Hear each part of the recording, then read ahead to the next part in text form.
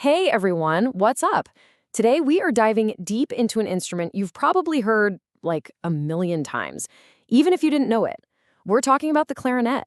We're going to find out how it makes that super unique sound, check out its surprising history, and see why it's basically a rock star in almost every kind of music. Seriously though, how does it do that? One minute it's all soft and kind of sad in a movie soundtrack, and the next, bam! It's screaming a high-energy solo in a jazz club. Well, that's the magic of the clarinet, and we are about to uncover all of its secrets. So, how exactly does the clarinet pull off this musical magic trick? Well, to figure that out, we need to go back in time and meet its ancestor. And no, this isn't some boring family tree story. It's way more like a massive tech upgrade. All right, check this out. On the left, you've got the chalumeau. You can think of this as version 1.0. It was like the basic flip phone of instruments. It did one thing okay, but its range of notes was super limited and its sound was pretty quiet. Then came the upgrade, the clarinet. Suddenly, you had this huge range of notes, a loud, clear sound, and it could do almost anything. It was like jumping from that old flip phone straight to the very first smartphone, a total game changer. So how did this amazing upgrade even happen? Let's look at the timeline. For a long, long time, the chalumeau was pretty much it. But then, right around the year 1700, an instrument maker named Johann Christoph Denner had a genius idea. He added one special key, a register key, that let the instrument play way higher notes. It was like the game-changing software patch that unlocked a whole new level, turning the chalumeau into the clarinet we know and love. Now that we know where the clarinet came from, let's take a closer look at how it actually works. We're going to pop the hood, do a full teardown, and check out all the different parts that make up this incredible music machine. You know, it might look complicated, but the clarinet is actually made up of just a few key parts. First up, you have the mouthpiece and the reed. Think of this as the instrument's voice box. It's where the sound actually begins. Next is the barrel, which is basically for fine-tuning. Then you have the main body with all the keys. These are just like the buttons on a game controller. They let you pick all the different notes. And finally, there's the bell at the bottom, which pretty much acts like a loudspeaker, sending the sound out into the world. Okay, we've seen all the parts, the hardware, but how do they all come together to create that amazing clarinet sound? Let's fire up the sound engine and find out. So, how does a clarinet actually make a sound? It all starts with your breath. When a player blows air into the mouthpiece, it makes a tiny piece of wood called a reed vibrate like crazy. I mean, super fast.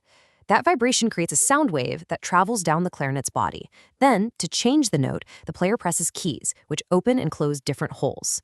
And here's the cool part. This changes the length of the air column inside. A longer air column makes a lower note, and a shorter air column makes a higher one. It really is that simple.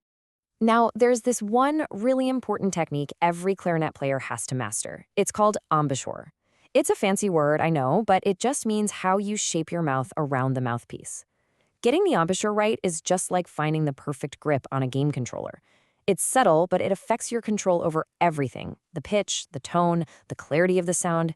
It changes the whole game. But here's the thing. The clarinet isn't just one instrument. It's a whole family. It's a squad. And just like in a video game, each member of the squad has a different specialty and is perfect for different quests. It's time to meet the team. So let's meet the main players. First, there's the B-flat clarinet. This is your all-arounder, the one you'll see most often, the all-star in school bands and pro orchestras. Then you've got the E-flat clarinet. This little guy's superpower is a super high, bright sound that can cut through any noise, which makes it perfect for marching bands. And then there's the bass clarinet. This is the heavy hitter of the family, with this deep, rich sound that adds a ton of power and mystery. It's like the orchestra's secret weapon. Okay, so now that you've met the clarinet squad, let's see where they put their skills to the test. We're going to check out the different musical arenas where the clarinet really shines. Man, the clarinet is a true musical chameleon. It's a star player in classical orchestras for sure, playing everything from beautiful, soaring melodies to really complex stuff. But then it's also a total legend in the world of jazz, famous for these mind-blowing improvised solos. You'll also hear its bright, clear sound in marching bands and even popping up in your favorite movie scores and pop songs. Of course, an instrument is only as good as the person playing it, right?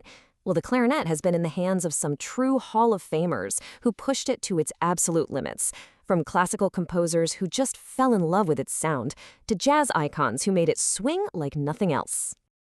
And you just can't talk about the clarinet without mentioning this guy, Benny Goodman. They called him the king of swing, and he basically took the clarinet and made it the superstar of the jazz world. His quote really says it all. He knew that this instrument had almost limitless potential. He showed everyone that it could be the fiery, energetic leader of the entire band. So, what's the most important thing to remember about the clarinet? If there's one key takeaway, it's this.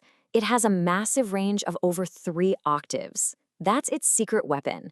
It can play super low notes and then soar up to incredibly high ones, giving it one of the most expressive and versatile voices in the entire woodwind family.